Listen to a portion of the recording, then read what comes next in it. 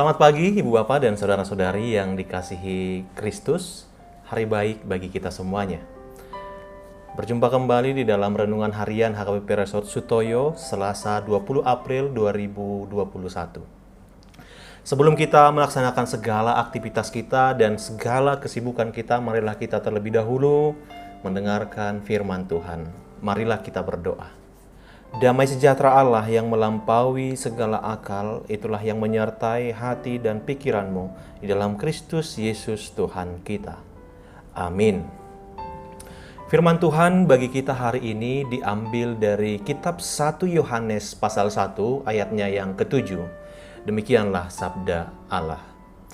Tetapi jika kita hidup di dalam terang, sama seperti Dia ada di dalam terang, maka kita beroleh persekutuan seorang dengan yang lain, dan darah Yesus, anaknya itu, menyucikan kita daripada segala dosa. Demikian firman Tuhan. Hidup di dalam terang Tuhan. Ibu bapak dan saudara-saudari yang dikasihi Yesus Kristus, pernahkah kita membayangkan apa yang akan terjadi jika matahari berhenti bersinar?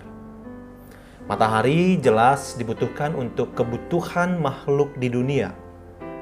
Karena tanpa matahari, dunia akan menjadi gelap gulita, dan dalam waktu kurang dari 10 menit, suhu bumi berangsur menjadi sangat dingin, sehingga hal itu bisa mengakibatkan semua makhluk lambat laun akan musnah. Di samping itu, kita juga akan kesulitan untuk melihat segala sesuatu dengan jelas. Untuk melihat saja sulit, apalagi untuk melangkah pasti akan menjadi sangat sulit. Jika tetap dipaksakan untuk melangkah, yang terjadi justru kita akan tersesat maupun tersandung, dan pada akhirnya membuat kita terjatuh. Berbeda ketika kita berada dalam keadaan terang. Semua terlihat dengan jelas. Kita dapat menentukan langkah kita dengan tepat tanpa harus tersesat. Saudara di dalam Kristus, jika kita pikirkan secara mendalam, adanya matahari sesungguhnya tidak menghilangkan kegelapan dunia. Karena kegelapan sebenarnya hanya tidak terlihat jika tertutup terang matahari. Jika sumber terang itu tidak ada lagi, otomatis kegelapan pun akan muncul lagi. Maka seperti itu jugalah hidup manusia di dunia, yang pada hakikatnya adalah kegelapan dosa, sebelum menerima Yesus sebagai juru selamat dalam hidupnya. Jika ada oknum yang hakikatnya adalah terang, yang tidak pernah kehilangan terang, maka itu adalah Tuhan.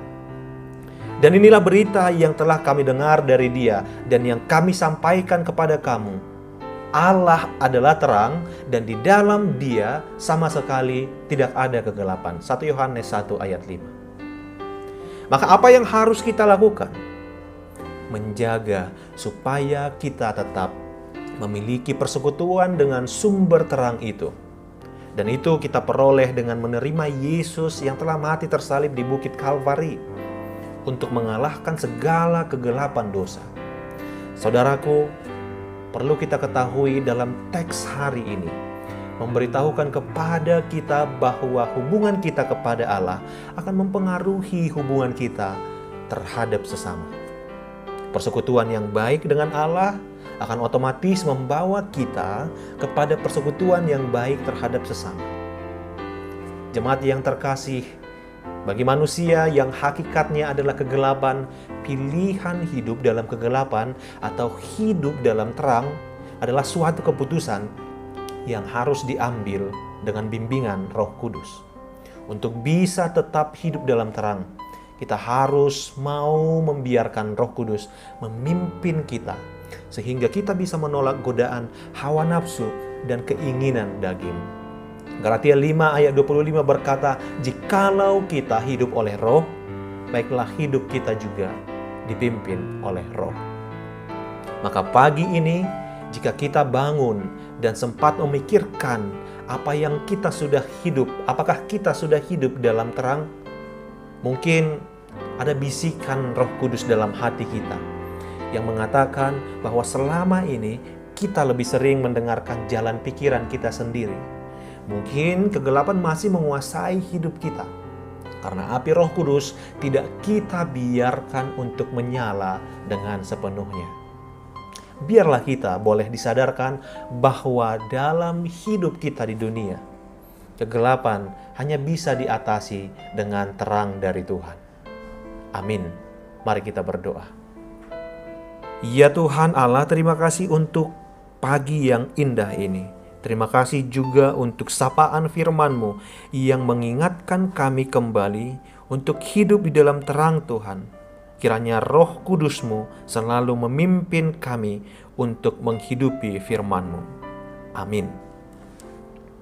Selamat pagi buat ibu bapak dan saudara-saudari dimanapun berada.